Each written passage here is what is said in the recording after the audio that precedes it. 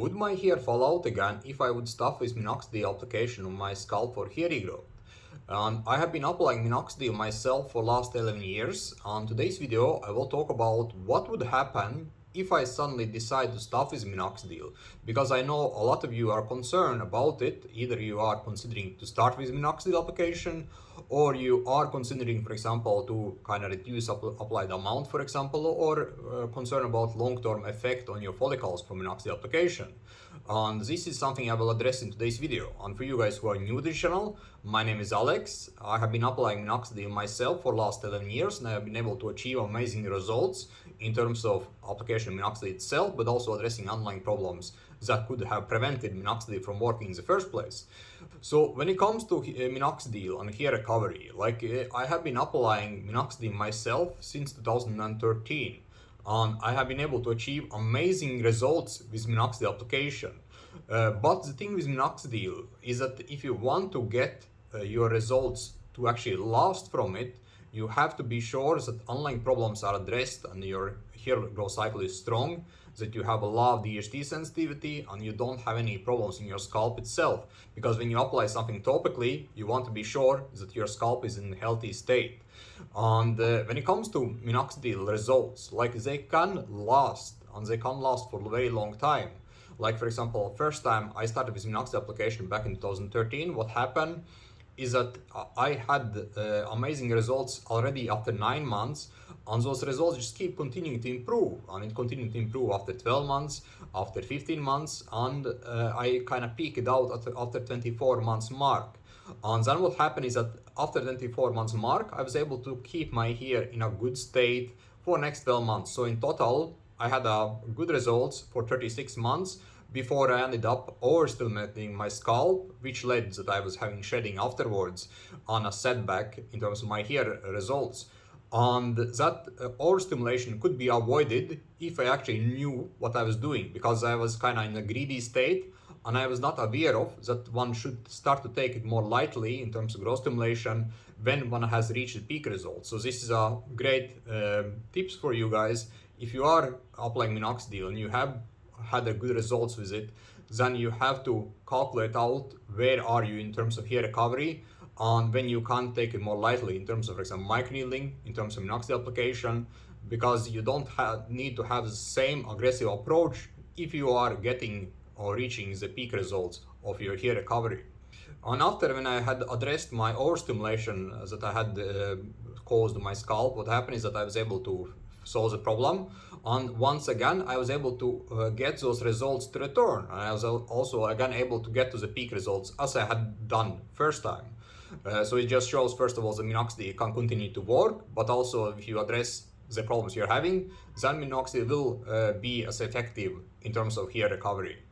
And when it comes to the timeline in terms of recovering from Minoxidil, and when you kind of can consider stopping with Minoxidil, if your hair loss is recent, and by recent I mean, let's say, for last 6 months or a year, for example, then you have to apply Minoxidil for at least 12 months before you can consider slowing down on it or stopping with it, right? So this is important that you actually follow this approach, right? Because what happens is the follicles will be very dependent on Minoxidil. And I have seen some guys, for example, they start to notice that there are results from Minoxidil after, let's say, 3 months mark or 4 months mark, and then they assume that they can just stop with it, and the results will continue to improve, and hair will continue to grow back. But what happens is it's not the case, because what happens is those hair are very dependent on Minoxidil, and they will fall out again as soon as you stop with Minoxidil. And by as soon as I mean in a couple of months, like maybe after 1 to 3 months, they will start to shed out again.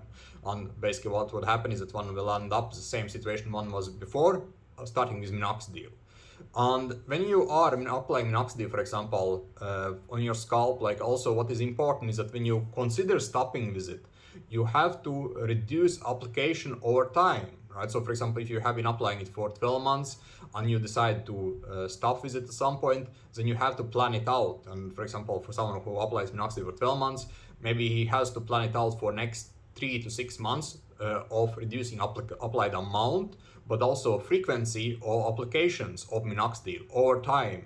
right? So this is important to plan actually it out before you consider stopping with minoxidil.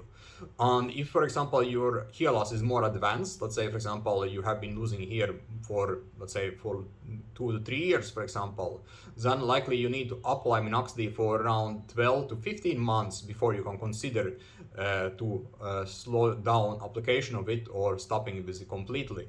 And again, you have to plan it out, likely for 6 months before you actually are able to completely withdraw from minoxidil application.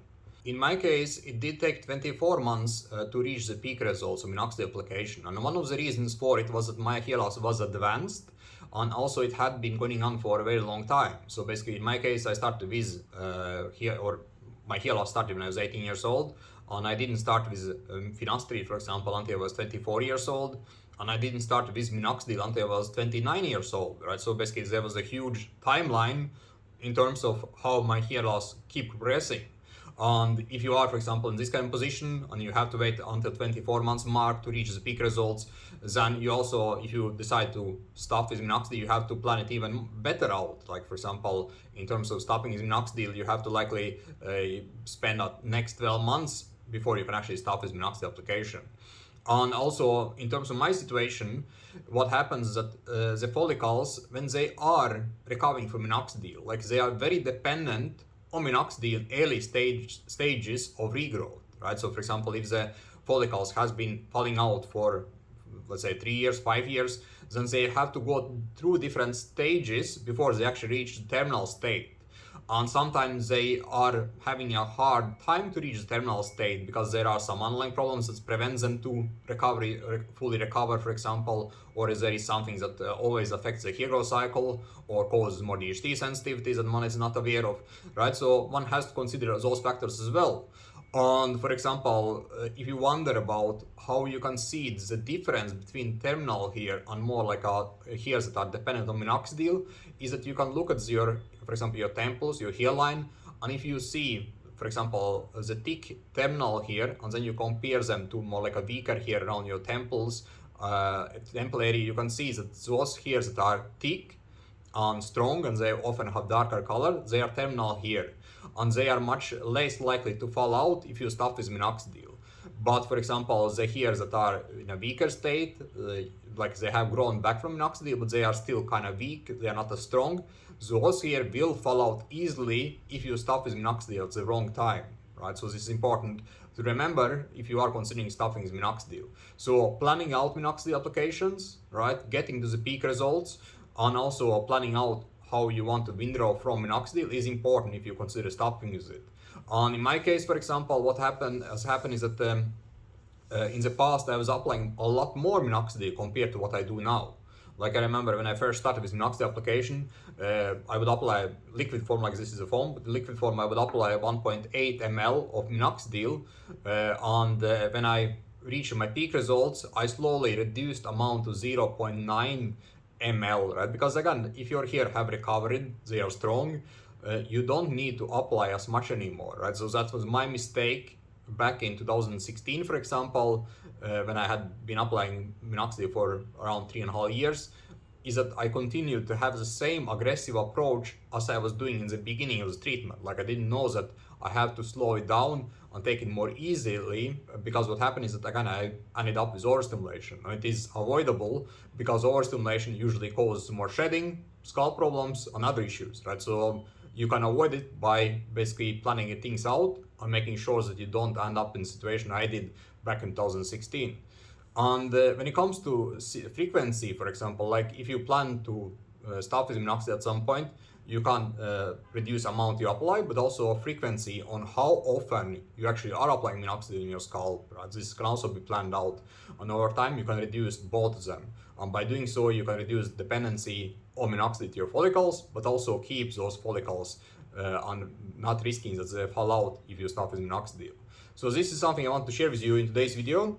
And for you guys who struggle with the hair loss and you are not able to either see results from treatment or the treatment has stopped working for you, book a session below this video. Let's speak. Let's find a solution to hair loss problem once and for all. Thanks for watching this video, guys.